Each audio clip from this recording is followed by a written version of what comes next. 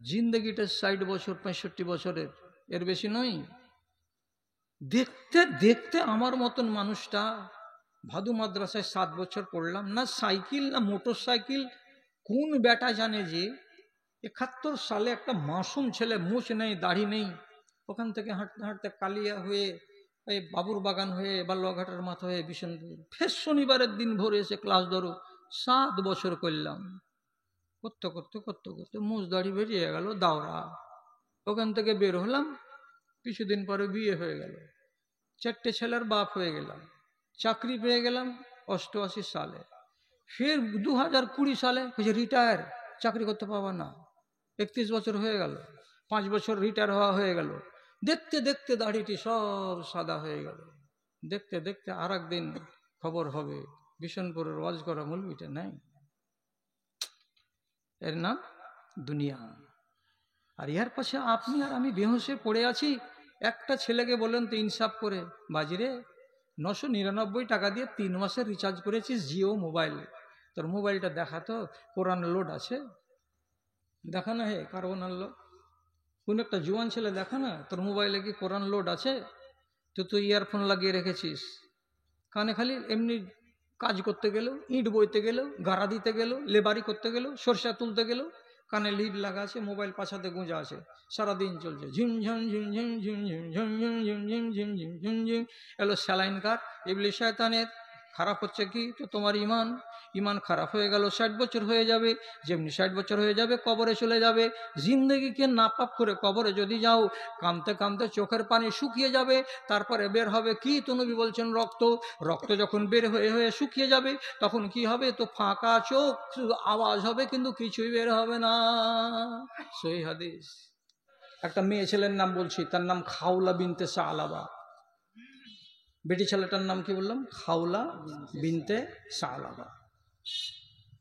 এই মেয়ে লোকটা খুব আরবের জাহেলিয়াতের যুগের ভাষাবিদ, দামি দামি আরবি বলতে পারে। একজন ওর স্বামী বিকেলবেলাতে বাড়ি এসছে, তখন ওকে বলছে নুন আনছ? তখন একটু জানটা খিসমিসিয়ে ছিল, তখন বলছে না রে ভুলে গেছি রে। রাজা তুহু। তখন মেয়ে লোকটা বলছে নিজের স্বামী আউস বিন সামিদকে ঘুরে যাও পাকুড়তলা, আর যাওয়ার পরে নুনের প্যাকেট এনে দাও। যখন একটা জিনিসের তাগিদ দিল, আবার ঘুরে যাওয়ার চাপ দিল, তখন পুরুষ মানুষ রাগ সামলাতে না পেরে মেয়ে লোকটাকে গাল না দিয়ে বলছে আনতে আলাইয়া কা জাহারে উম্মি, বিষ মেরে রেখে দিল। কি মানে এটার?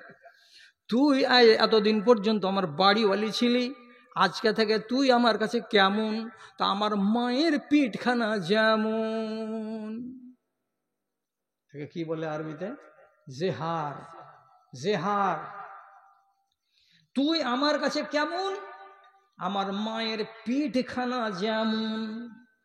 মার পিঠ বেটার জন্য হারাম, তেমনি ওই পিঠখানা বিবির তোর নিজের জন্য হারাম। কেন? যে মায়ের মতো সম্মান চলে এলো কার গায়ে? তো বাড়িওয়ালির গায়ে। এই জন্য এটা হারাম হয়ে গেল, বিবির কাছে যেতে পারবে না, হারাম। এটা কথা তো ভদ্র হলো। আর আমাদের দেশের এক একগুলো বেটি ছেলে যখন মদের সাথে রাগারাগি হয়ে যাবে, তো রাগ থামতে না পারে হবে যে তুই যদি হাঁকে না মারতে পারিস তো তুই তোর 7 বাপের তুই জন্ম। আর পুরুষটা যদি একটু রেগে টেগে যাই, যে মারবো শালাকে এরকম করে বাড়ি, তো তুই যদি হাঁকে মারিস তো তোর মাকে মারিস। এগুলো কথা কি কেউ বলে? রাগ যদি হয় বা, তো এগুলো অকথ্য কথা। পুরুষ ওরকম টেড়া বেঁকা করে বাংলা বলে। এইগুলো কথা বলতে গেলে জেহার হবে না, এগুলো হলো ফিস্ক আর ফজুরের কথা। জেহার হবে কাছে কিসে? তো যদি কোনো লোক নিজের স্ত্রীকে বলে তোমার চেহারাখানা আমার মায়ের মতো আমার কাছে, তোমার হাতখানা আমার কাছে আমার মায়ের মতো, এরকম বললে জেহার হয়ে যাবে, বিবিটা হারাম হয়ে যাবে। আর যেমন এরকম কথা বলা, চালাক বেটি ছেলে মাথা ঠুকে দেখেছে, যা কি করলাম আল্লাহ, ই খ্যাপা মানুষ কি কথা কহে দিলে। তুই বারে বারে ওগুলা কথা বলবি কেন আমাকে? যাও ঘুরে এসে যে তুমি ফের জিনিসটাকে নিয়ে এসো গা, মনটা খারাপ হয়ে গেল, তো আমি কষে দিয়েছি এটা, কইছে আরে কষা তো দিয়েছো যে হারাম যে হয়ে গেল, ও ইলা মানবে না। বেটি ছেলেটা রসুল্লাহর কাছে এসে বলছেন, আল্লাহ পাকের রসুল, আমার স্বামী আউস বিন সামেত রাগের জ্বালায় আমাকে এ কথা বলেছে, আপনি বলুন তো কি হবে আমার ফয়সালা। রসুল্লাহ বলছেন, আনতে আলাই হে হারাম। ও বেটি ছেলে, যে কথাটা তোমার স্বামী বলেছে ওই কথার মূলে তুমি তোমার স্বামীর কাছে হারাম, ওটা স্বামী তোমার আর হালাল নয়।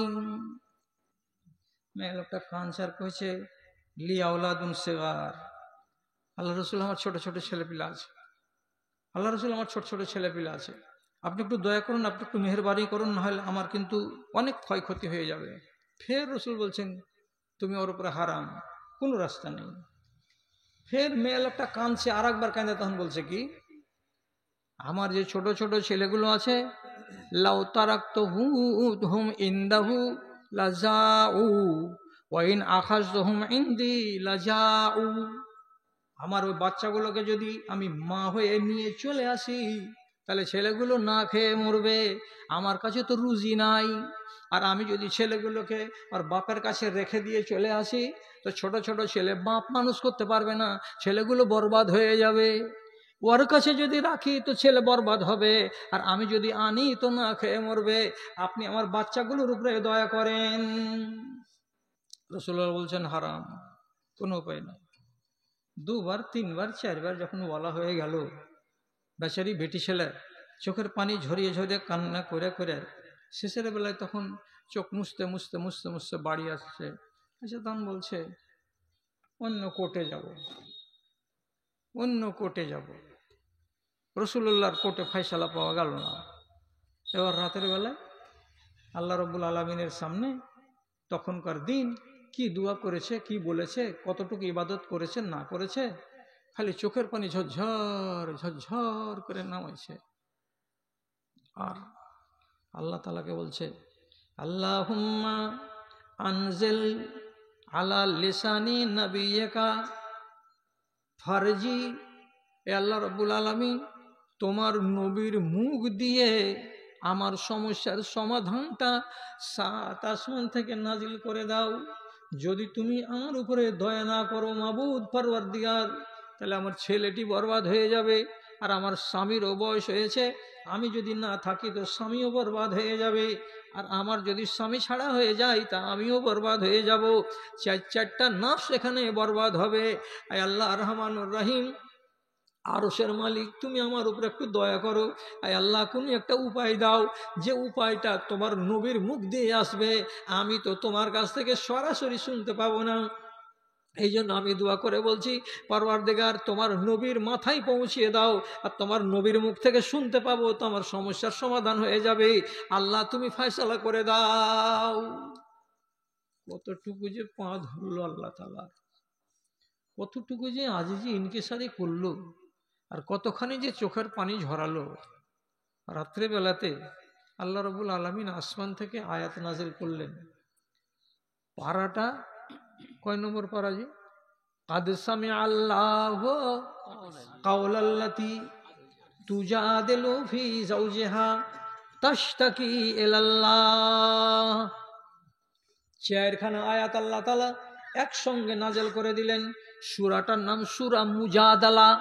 সেই সূরা মুজাদালাতে আল্লাহ তাআলা বলছেন, একটা বেটি ছেলে অসহায় অনাথ মেয়ে ছেলেটার মতো এত করে আমার কাছে রাতের বেলায় কেঁদেছে, আর এত আমার পায়ে পড়েছে, এত অনুনয় বিনয় করেছে, এত এত করে আমার কাছে খাকসারি প্রকাশ করে কেঁদে কেঁদে বলেছে, আমি আল্লাহ তার উপরে দয়া হয়েছে আমার, এই জন্য আমি তার উপরে সহানুভূতি প্রদর্শন করেছি।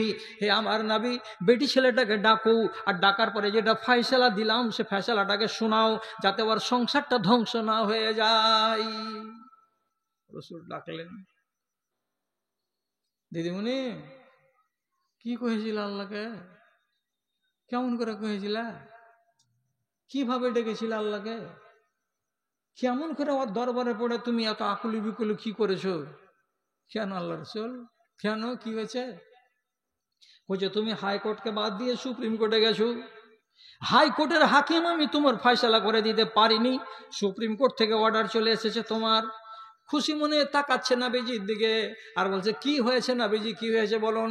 তখন আল্লাহ পাকের নবী কোরআনের আয়াত থেকে সব থেকে শুনিয়ে বলছেন, তোমার স্বামীকে বলো গা, 3টা কাজের ভেতরে কোনো একটা কাজ যদি করে দেয় তো তোমার বিবি তোমার জন্য হালাল, তোমার স্বামী তোমার জন্য হালাল। কি করতে হবে নবীজি? তখন আল্লাহ পাকের রাসূল বলছেন, তোমার স্বামীকে বলো পর পর 60 দিন রোজা রাখবে, যদি না পারে তো তাকে 60টা মিসকিনকে খানা খাওয়াতে হবে, যদি ওটা না পারে একটা গোলামকে আজাদ করে দিবে। 3টার ভেতরে যেটা করে দিতে পারবে যখনই করা হয়ে যাবে সেই দিন তোমার স্বামী তোমার জন্য হালাল হয়ে যাবে, আর তুমি তোমার স্বামীর জন্য হালাল হয়ে যাবে, তোমার সংসার কিন্তু আর ভাঙবে না। বেটি ছেলে মামলা জিতে নিতে পারছে আল্লাহ তাআলার কাছে কেঁদে, আর আমি বেটা ছেলে হয়ে যেমনকার পাপী তেমনি থেকে গেলাম, এখন পর্যন্ত নিজেকে সংশোধন করতে পারছি না। কেন এমনটা হবে? কেমন এমন হবে?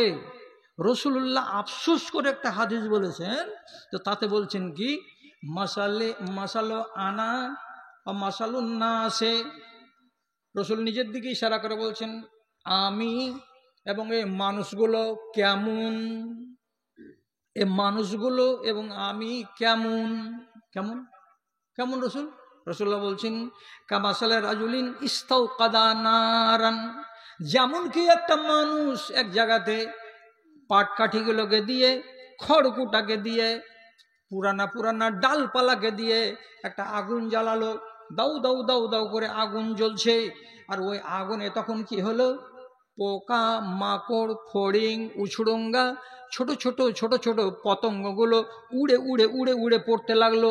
আগুনে পতঙ্গ পড়ে, লোকটা যখন দেখতে পেল যে আমার আগুনে পোকা এসে পড়ে যাচ্ছে, তখন একটা গামছা নিল আর একটা চাদর নিল, আর নেওয়ার পরে এমনি করে ঝাড়ছে আর বলছে, এই খ্যাপা পোকাটা এখানে কেন আসছিস, পুড়ে যে মরে যাবি রে। এদিকে একবার করে ঝাড়ছে আর বলছে, এই খ্যাপা এদিকে কেন আসছিস, আগুনে পুড়ে মরে যাবি যে রে, এদিকে কেন আসছিস রে। একবার এদিকে হাঁকাচ্ছে, একবার এদিকে হাঁকাচ্ছে, একবার এদিকে আসছে, একবার ওদিকে আসছে, কিন্তু হাঁকিয়ে পারা যায় না। ঝাঁকে ছোট পোকাগুলো আসছে আর আগুনে পড়ে গিয়ে পুড়ে যাচ্ছে।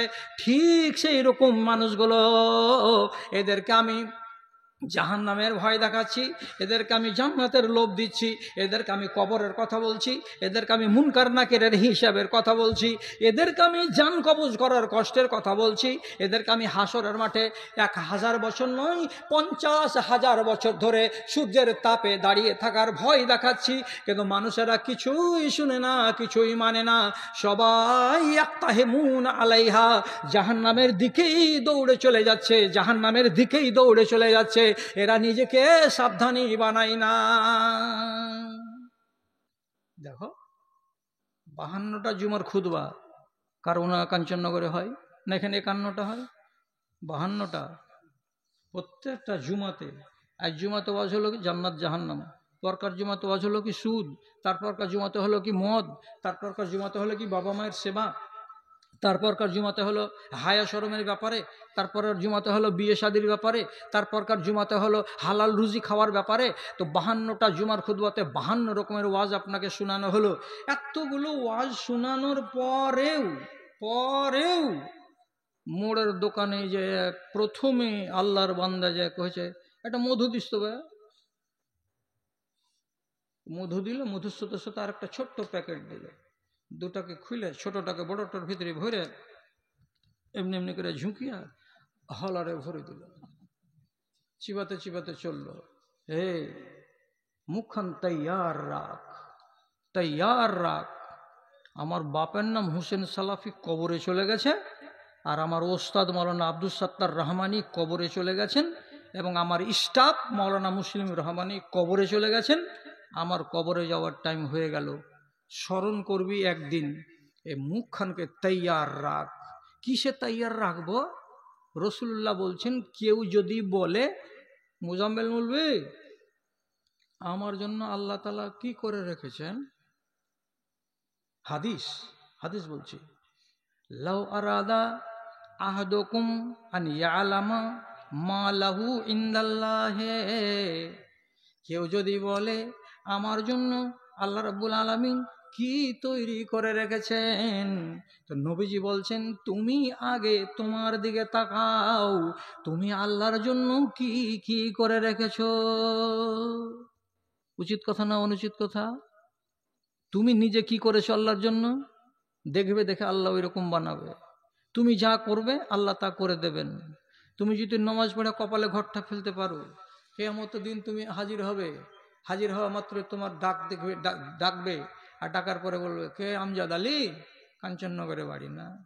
ওহো, তুমি আমার ওই বান্দাটা, ঝড়ের দিনও মাননি, বর্ষার দিনও মাননি, হাঁটতে হাঁটতে এসে মসজিদে আজান দিয়েছিল, নামাজ পড়েছিল, তোমার কপাল সাক্ষী দিচ্ছে।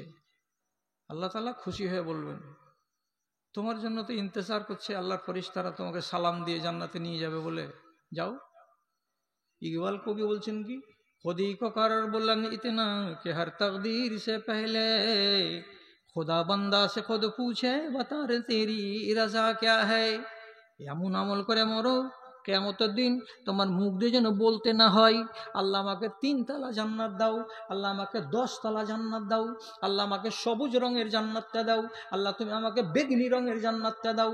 তোমাকে যেন বলতে না হয়, আল্লাহ যেন নিজে তোমার কাছে এসে বলে বান্দারে কেমন জান্নাত নিবি। তৈরি করো নিজেকে। গাল বড়ে করে বলছে আল্লাহ আমার জন্য কি করে রেখেছেন। আল্লাহ তাআলা নবী বলছেন ফানজুর ইলা মা ইনদাকাল্লাহু, আল্লাহর জন্য তোমার কাছে কি করা আছে, কি দেখাবো আল্লাহকে সেদিন। এই দেখো আল্লাহ আমার মুখের দিকে তাকাও। মুখের দিকে তাকাতে গেলে দেখা যাবে দাঁতের কোনায় কোনায় লাল লাল মিশি লেগে লেগে আছে। কেন লাল হলো এমন রে বান্দা? তো বলছে রব্বুল আলামিন দিনে আর রাতে 5 বার করে ছোট প্যাকেটের সঙ্গে বড় প্যাকেটকে মিশিয়ে হলারে ভরেছি আর চিবাতে চিবাতে দিন কাটিয়েছি। এটার নাম কি? তো তিরাঙ্গা। এটার নাম কি? তো মধু। এটার নাম কি? তো শেখর। খেয়েছ? পাবে, ব্যবস্থা আছে। তুমি যা করে যাবে তার ব্যবস্থা আছে। কিয়ামতের দিন এ সমস্ত মদখোরদেরকে আল্লাহ রাব্বুল আলামিন মেহমানি করাবেন। কেমন মেহমানি? শুনে রাখো, জাহান্নামের ভেতর দিয়ে একটা ক্যানেল চলবে। ক্যানেলটার নাম হলো নাহরুল গাউতা। ক্যানেলটার নাম কি বললাম? নাহরুল গাউতা। গাউতা নামের নহর বইবে। তো জাহান্নামীরা আগুনে তো পুড়বে, এই এক ঠেলা আছেই। তারপরে মাঝে মাঝে চিৎকার করবে আর আল্লাহ তাআলাকে বলবে পরওয়ারদিগার, জাহান্নামের আগুন সইতে সইতে পিণ্ডা কালি হয়ে গেল। তার উপরে এই যে নহরের পানিগুলো এত বিকট গন্ধ করছে, আর গন্ধ সইতে পারি না, প্রাণ বেরিয়ে যায়, ওষ্ঠাগত প্রাণ। আয় আল্লাহ নহরের মুখটাকে অন্যদিকে করে দাও, অন্যদিকে করে দাও। আয় আল্লাহ সইতে পারি না। নহরুল গোতা নহরে কি আছে তাহলে? আর সেন্ট এত খারাপ কেন? কোথা থেকে আসছে? তো গঙ্গা বহিছে হিমালয় থেকে। আর নহরুল গুতা কোনখান থেকে বেরিয়ে আসবে? খুলে বলবে কালকে মুলবে মুজাম্মেল। আমি শর্টে বলে দিচ্ছি, বলবে কোনখান থেকে? ইয়াজিরি মিন ফরুজিল মুমেসাত। দুনিয়াতে যত রান্ডি মেয়ে ছেলে আছে, দুনিয়াতে যত বেশ্যা মেয়ে ছেলে আছে, একটা নয়, দুটা নয়, তিনটা নয়, চারটা নয়, আর শুধু মুসলমানের নয়, দুনিয়াতে যত রকমের জাতি আছে, সমস্ত জাতির মধ্য থেকে যারা হবে বেশ্যা রমণী, যারা রান্ডি রমণী, কিয়ামতের দিন তারা জাহান্নামে জ্বলবে। এবং রব্বুল আলামিন নাই বলছেন তাদের শরম গাহ দিয়ে, তাদের লজ্জাস্থান দিয়ে একগুলো পানি বেরিয়ে আসবে। ওই পানিগুলো বেরিয়ে কোটি কোটি কোটি কোটি জাহান্নামী রমণীর শরমগাহ দিয়ে বের হওয়া পানি এক জায়গাতে জমা হবে। আর ওই জমা হয়ে যে বইতে শুরু করবে, সে নহরটার নাম হলো গুতা নহর। ওই নহরের পানি গ্লাসে করে তুলে তোমার মতো মেহমানকে দেওয়া হবে, আর বলা হবে ও মেহমান, এটাই তোমার জন্য তৈরি করা আছে, কারণ যে দুনিয়াতে তুমি হারামি খেয়ে এসেছো, ওর নাম ছিল নেশা। ওই জন্য তোমার নেশা যেন মিটে যায়, তাই গুতা নহরের গ্লাস পান করো আর গাও আর পান করো, যতই তোমার চাইবে যান। মেহমানি আছে, যা করবা তা পাওয়া। আর যদি বলো যে মৌলী সাহেব তোমার কথা শুনছে যে মানবো জি, তো জিন্দগিটা 60 বছর 65 বছরের, এর বেশি নয়।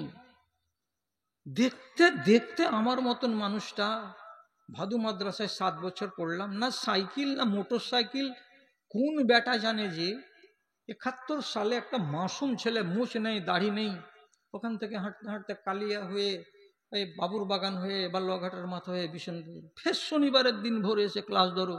7 বছর করলাম, করতে করতে করতে করতে মুজ দাড়ি বেরিয়ে গেল দাওরা। ওখান থেকে বের হলাম, কিছুদিন পরে বিয়ে হয়ে গেল, 4টে ছেলের বাপ হয়ে গেলাম, চাকরি পেয়ে গেলাম 88 সালে। ফের 2020 সালে রিটায়ার, চাকরি করতে পাবা না।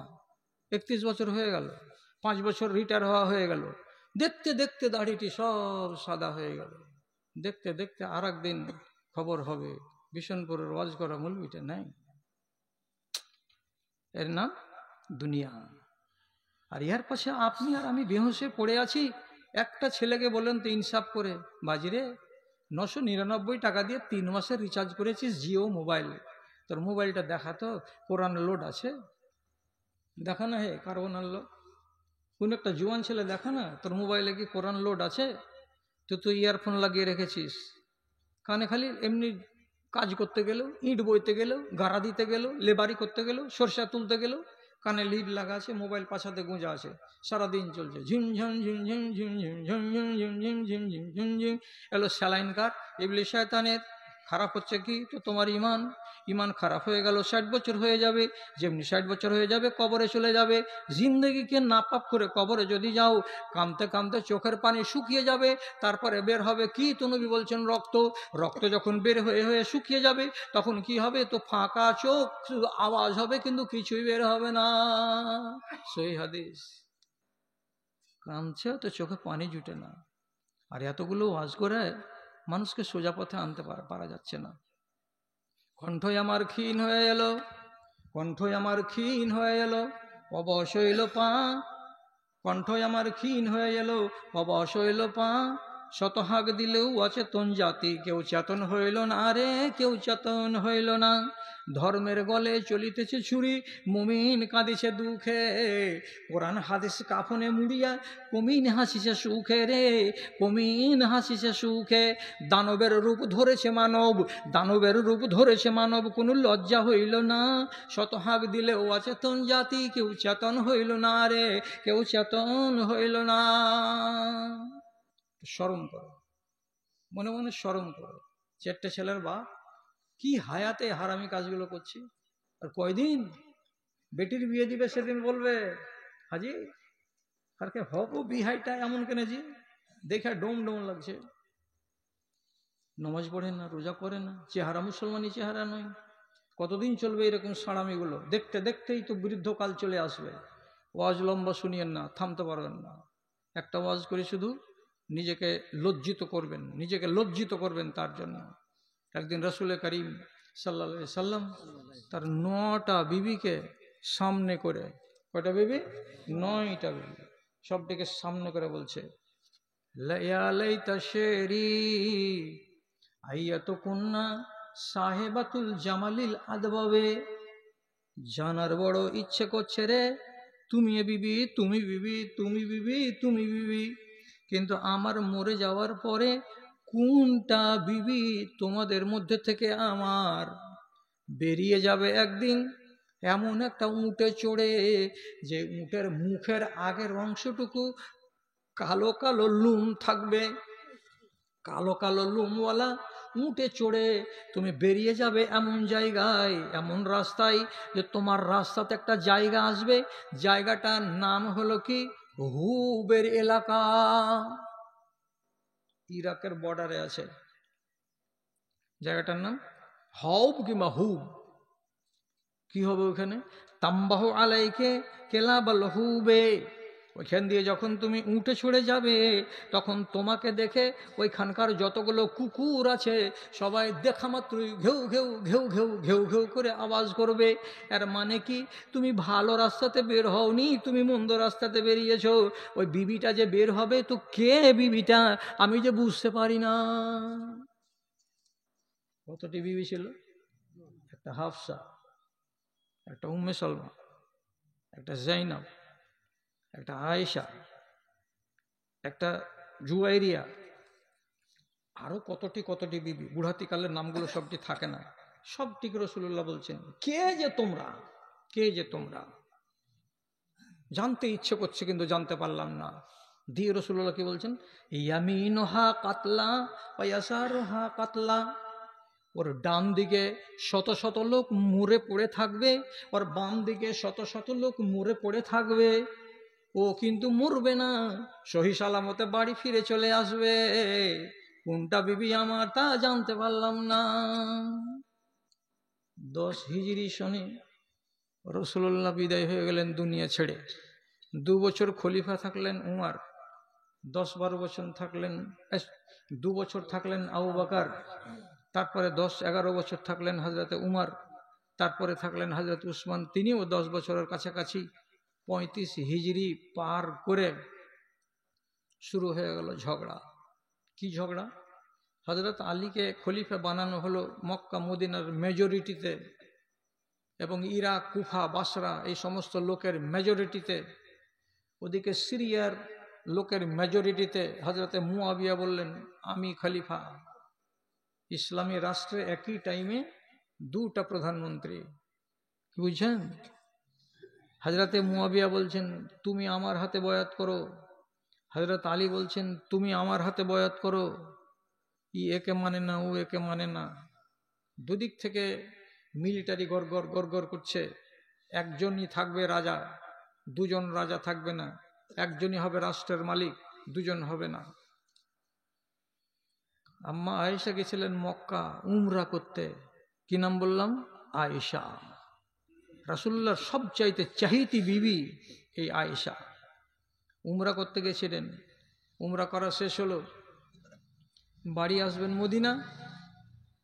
তো খবর হলো কি, আব্দুল্লাহ বিন তালহা এবং জুবায়ের এবং আরো কয়েকজন সাহাবী ওনারা মশওয়ারা দিলেন, ইরাকের বর্ডারে এদিককার মিলিটারি আলী রাদিয়াল্লাহু তাআলা আনহুর, ওইদিককার মিলিটারি হযরতে মুয়াবিয়া রাদিয়াল্লাহু তাআলা আনহুর মুখামুখি দাঁড়িয়ে আছে, লড়াই হয়ে যেতে পারে।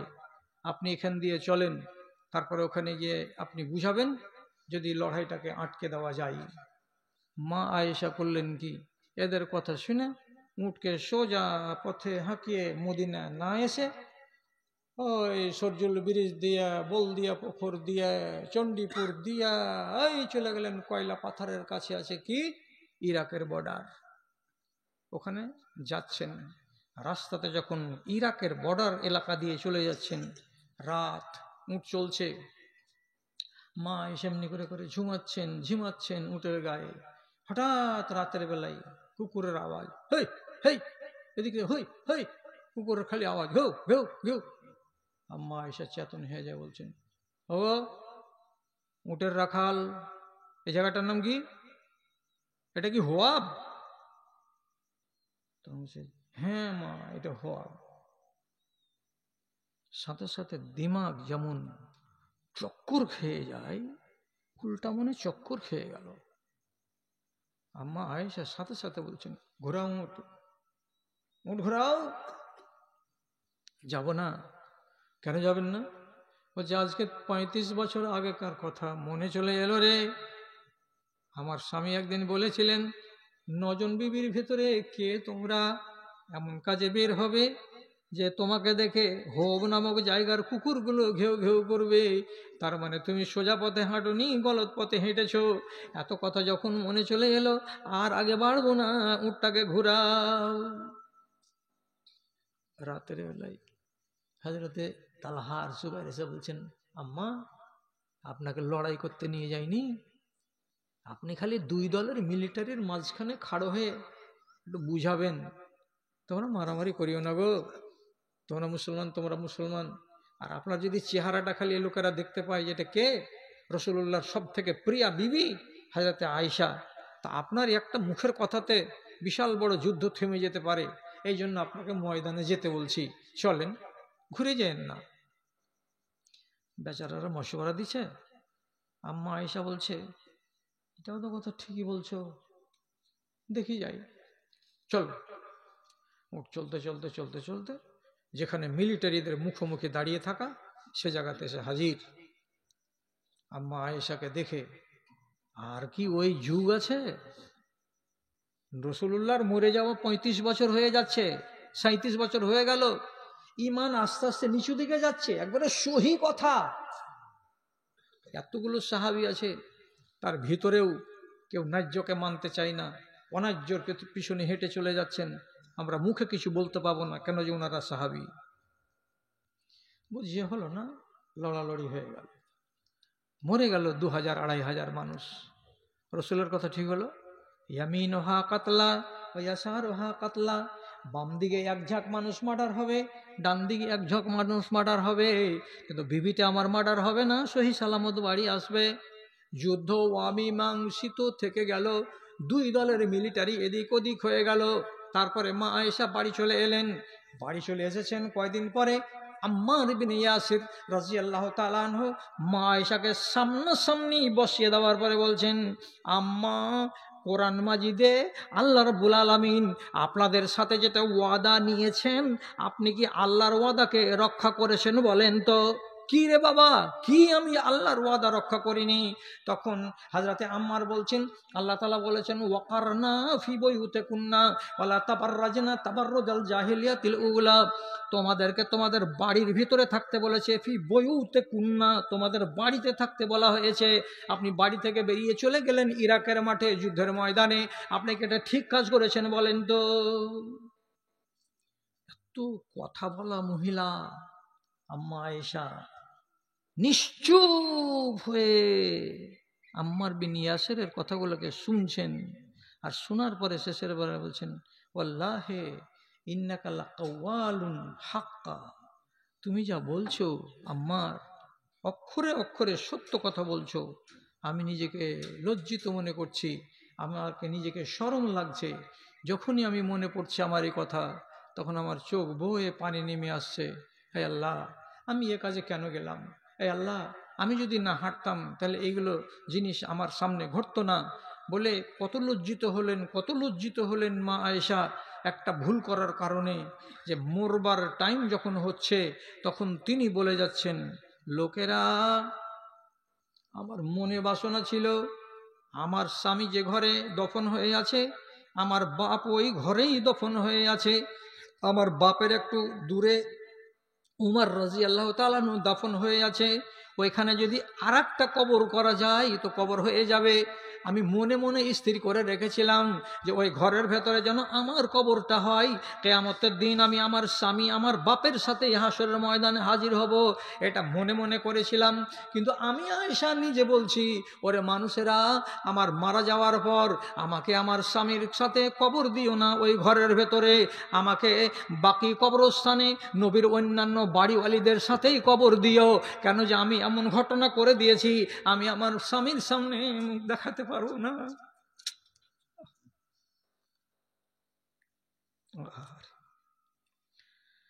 এত বড় বড় মানুষ,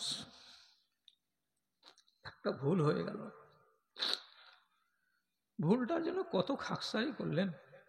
শেষ পর্যন্ত আম্মা আয়েশার কবর মসজিদে নববীর ভিতরে, রাসূলুল্লাহর পাশে হলো না, হলো কোথায়? ওখান থেকে 100 মিটার দূরে, যেটা মদিনার কবরস্থান বাকি কবরস্থানে তিনি সমাহিত হলেন। মুখে বলছেন যে আমি ভুল কাজ করে দিয়েছি, আমাকে বড় শরম লাগছে যে রাসূলুল্লাহর পাশে ঘুমাতে যাব, কবর হবে আমার, এটা কেমন লাগছে নিজেকে। এখানে তো নসিবে লেখা ছিল এখানে হবেই, আমি যত চেষ্টা করি এটাকে রোধ করা যাবে না। আর রাসূলুল্লাহর কথাগুলো অক্ষরে অক্ষরে সোজা হয়ে গেল, ঠিক মিলে গেল। তার জন্য তিনি নিজেকে মরা পর্যন্ত খাক সার করতেই জীবনটা কাটিয়ে দিলেন। আর আপনাকে আর আমাকে, আমার দাদাগুলোকে, কারবোনার মানুষ ওয়াজ করে জুমার নামাজ পড়িয়ে বুড়া হয়ে গেল, মানুষ কবরে চলে গেল, আপনাদেরকে শুধরাতে পারি না। এমনি দুঃখের জ্বালাতে বলেছি, এই কথাগুলো বলেছি। আল্লাহ, তুমি এই সমস্ত মানুষগুলোর গুনাহখাতাকে মার্জনা করিও, বলেই বলতে গেছিলাম, বিশ্বজাহানের প্রতিপালক ওহে রহিম রহমান, গুনাহের গ্লানি দাও গো মুছায়ে, করে তোলো মহিয়ান, আলীর মতো হাতে দাও গো শক্তি, ব্যতিয়ে করি সবে সোজা, ধর্মের ঋণ শোধ করে দিয়ে হালকা করি মোর বোঝা, তোমার দুশ্মন যত সাফ হোক মোরে, এই আমার আরমান, গুনাহের গ্লানি দাও গো মুছায়ে, করে তোলো মহিয়ান। তোমাকে ছাড়িয়া মানুষের পূজা কি করে মানুষ করে, তাগুতের লাগি সেলামে গোলামি, ধর্ম কাঁদিয়া মরে। জ্ঞান পাপিয়েরা পায়নি কো দিশা, নয়তো না ফরমান, গুনাহের গ্লানি দাও গো মুছায়ে, করে তোলো মহিয়ান, করে তোলো মহিয়ান।